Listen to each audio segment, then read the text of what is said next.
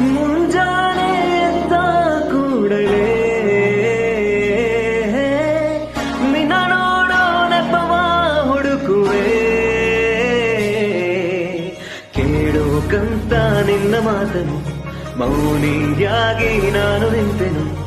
ಒಂದು ನಗುವ ನೀಡಬಾರದೇನು ನಿನ್ನ ಕಡೆಗೆ ನೋಡುವಾಗ ನಾನು, ಕೂಗೋಕಂತ ನಿನ್ನ ಹೆಸರನು ಧ್ವನಿಯ ಚಂದ ಮಾಡಿಕೊಂಡೆನು.